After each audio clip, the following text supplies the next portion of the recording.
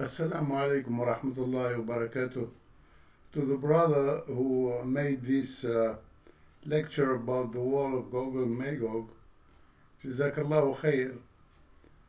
It's been a good effort, what you have done. Except what I wanted to tell you, uh, many of the hadiths are not true, brother. You know, so I'm not saying all the hadiths that you've been using there are not true, but we know that there are many fake hadith that have been introduced in the Sunnah of the Prophet ﷺ to mislead the Muslim people. Anyway, that's another topic in itself. What I want to tell you, please know that the wall of Gog and Magog that's been built by Zul'Qaranain does exist, but not on the surface of this planet. It is actually within the hollow earth, okay?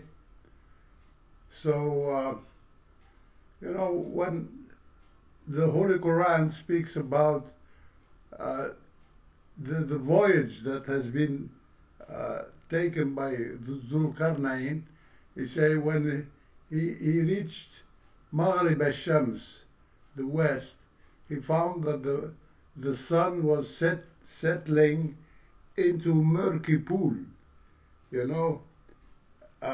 Many of the kuffar, they take this side and they say, how can you Muslim believe that the sun sets in a murky pool? Actually, it's a misunderstanding because they don't understand that Zul'Qarnain or the Holy Quran was talking from a point of view of someone who finds himself within the hollow earth. And actually, this wall that's been built by Zul'Qarnain does exist at the center of the equator in the hollow earth. And it is not a theory. The hollow earth is not a theory, because this hollow earth was mentioned also in Surah Al-Rahman, Zul'Qarnain. In Surah Al-Rahman, when Allah speaks, وَالْأَرْضَ وَضَعَهَا لِلْأَنَامِ. Anam, these are the jinnis, okay? Anam is another creature of Allah creation, who are the jinni, who do exist, who live within this dimension which is in the whole earth. And the whole earth has got two polar gates, one at the north side and one in the Antarctica, okay? So please imagine a pumpkin that's hollow and has got two entrances to it, okay? And inside the whole earth, it's teeming of life, because that's where the Garden of Eden of Abuna Adam alayhi salam does exist, okay? And so the northern polar gate does exist very close to the Russian side, while the other one, which is in the South Pole, is in the Antarctica. And I refer you, for instance, to the Operation High Jump that was carried by Admiral Beard, where he tells you that, because after the Second World War, they felt a danger. The Congress, the American Congress, they said that they know there is an enemy who's got the capability of flying from the South Pole to the North Pole in a few minutes. So they sent a mission. At the head of this mission was Admiral Byrd, with plane carriers and dog sledges, because they knew the place. The Antarctica was snow, ice, okay? And so at a certain moment, Admiral Byrd, when he was flying, they entered a place where they saw vegetation, and they were amazed. Anyway, I leave you to that. Go look to Operation High Jump and look at the diaries of Admiral Byrd, then you will understand, where he had a meeting with the inhabitants of this hollow earth inside, okay? Now, on the northern polar gate, which is the North Pole, you have another, there are many books that have been written about voyages to the hollow earth. I refer you to the Smoky Gods. Look into Smoky Gods, then you will find a story about a fisherman, a father with his son. After a tempest, they have been carried inside the hollow earth, and what they saw there, they met with these creatures, which are different. And as I said, the dimension within the hollow earth is completely different to what's outside. It seems that these creature, the jinnis, within the whole earth, that means that we do have the capability of seeing them in a body, so they manifest in a body. Okay, so getting back now to the Gog and Magog, who are they? Gog and Magog are a hybrid, okay? A hybrid between humans and jinnis. Because through the whole history, the Jewish rabbis, they married with the daughters of Iblis and they got children, okay? So the Gog and Magog actually are half-half. They've got genes of shaitan in them. They've got genes of the jinnis inside them.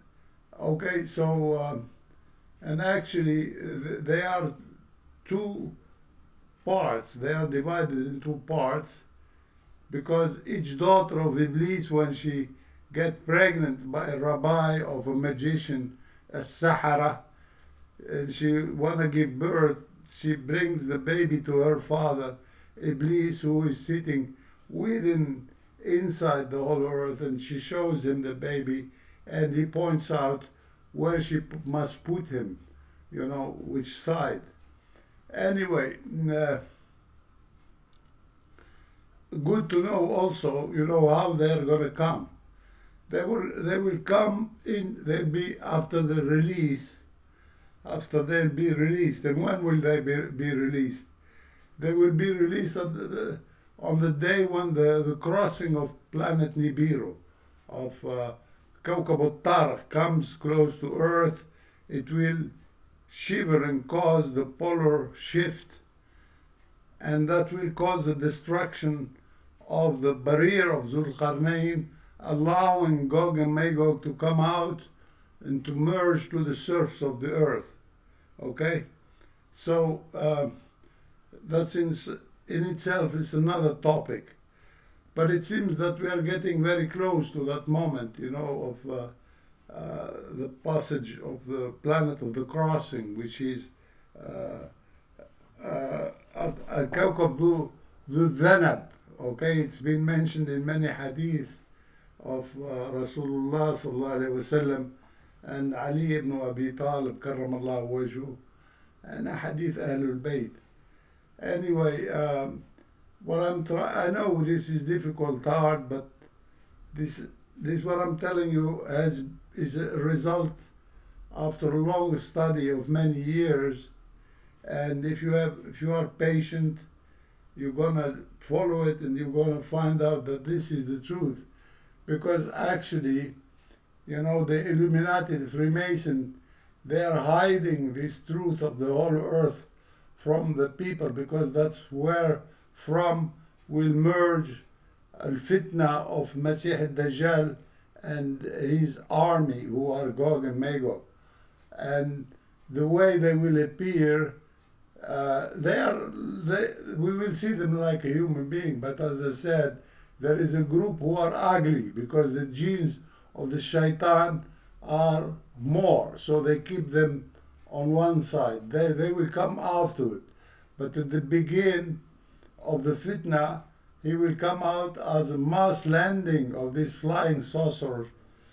In the flying saucer there will be this Gog and Magog, you know, his follower, his disciple of the shaitan, who will cause the fitna of all of human beings. And actually what we're noticing, all these flying objects over the United States of America and United Kingdom recently, this is part as a rehearsal, as a training for the day when they will come out and they will start with doing what they call the rapture for the Christian, because the Christian, they have been misled to believe that God has got a son, okay, which is not true, of course. Subhanallah, ta'ala Allahu uluwan kabiran an dhalik. So anyway, they are rehearsing and they are training themselves for the time when they will come, and they will come in a mass landing all over the place, every city in the world. And when will be that? It will be immediately after the crossing of the planet Nibiru, passing close to Earth, okay? So this is very short explanation about who Gog and Magog are and where they are and when they will come. And it's worth looking into it. I gave you a few points where you can start looking at that. And if you are more interested in this topic, you can contact me, brother, and I can give you more information, inshallah, if you are interested. Jazakumullahu khair.